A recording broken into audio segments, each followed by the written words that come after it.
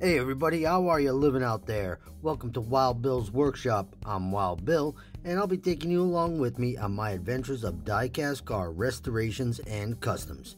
Hey, it's great to have you here in the shop with me, so put on your safety glasses and let's get started.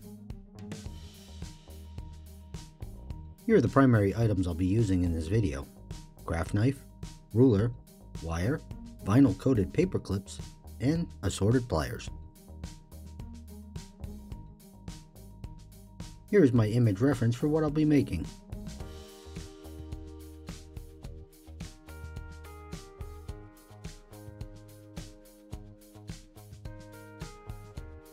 Paper clips come in lots of sizes and shapes. I'm showing off the size I use here. The important part of these paper clips is that they're vinyl coated. The vinyl coating is what makes up the sleeve of the shock absorber.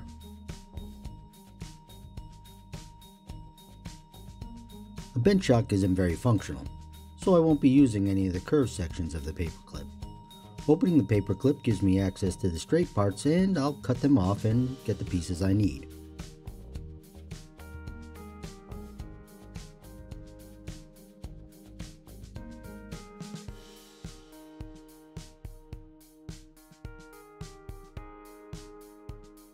Next, I use my car to measure the length that I need the shock to be. That's what I'm doing off camera and why you're looking at a mat with a paper clip on it. The length that I'm after is 13 millimeters in this case. I'll mark the ruler with a piece of tape for quick reference and consistency between the left and the right shock. I'll nick the vinyl coating to mark the length for my cut.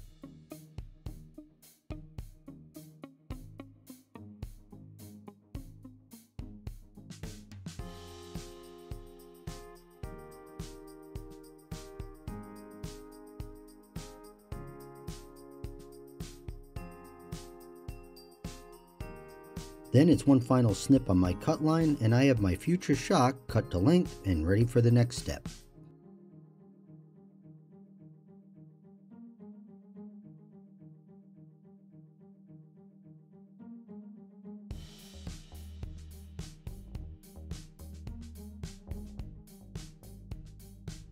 I now move on to making the sleeve for the shock.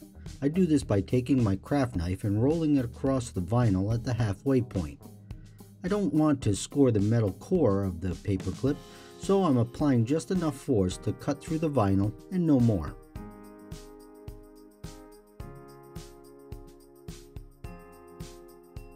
Then I remove one half of the vinyl and leave the other half in place. I keep the piece that I removed as it's used in making toe straps, but that's another video.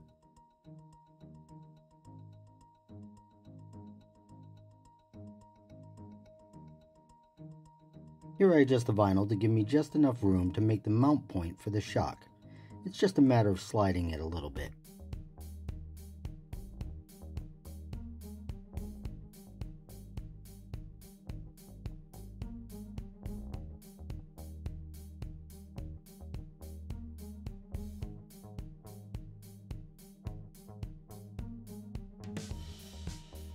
To flatten the ends to create the mounting points, I could use a hammer and punch.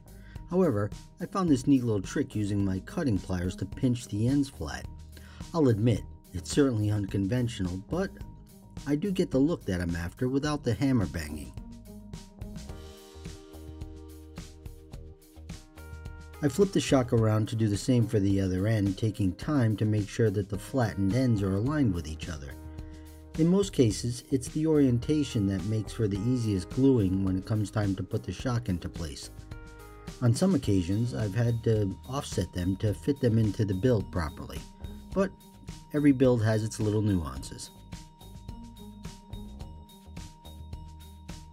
There are times, like this one here, where it may be necessary to clean up a metal burr or shape the end to get the look I'm after. A little trim or filing usually takes care of this pretty easily.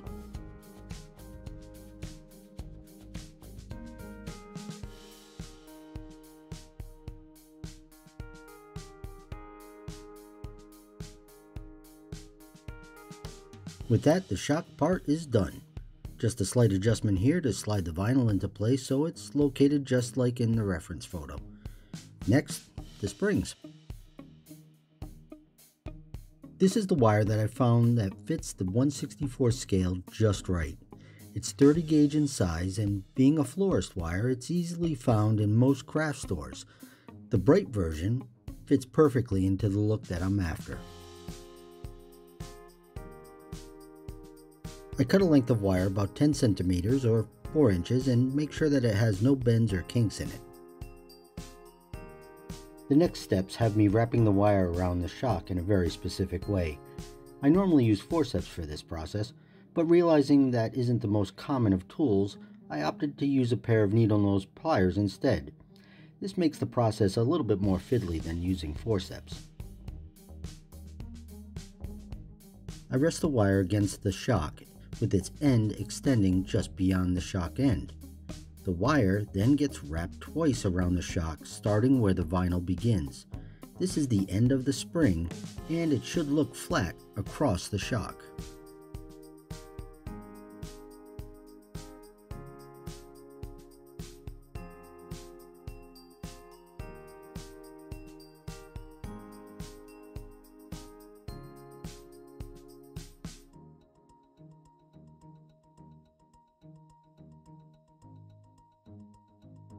With the initial wrap done, I reposition my grip on the shock's end, giving me better control of the wire.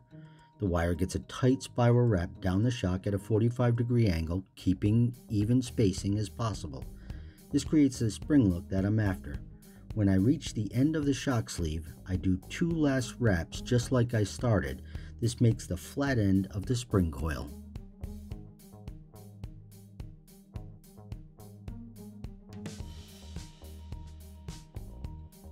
With the wire wrap done, I snip the excess wire from each end and make adjustments to the spring spacing as needed. I also tuck in the wire ends to finish them off to a nice clean result.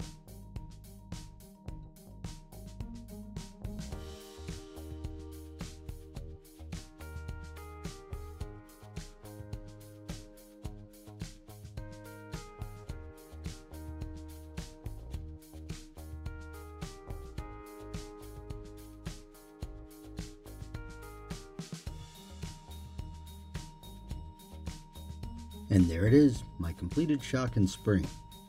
There is one last thing though, a little quality control. I put each shock I make up against each other, making sure that they are the same length and they look the same. Now for the beauty shot, showing the results in detail as well as installed on a car, giving you the final look.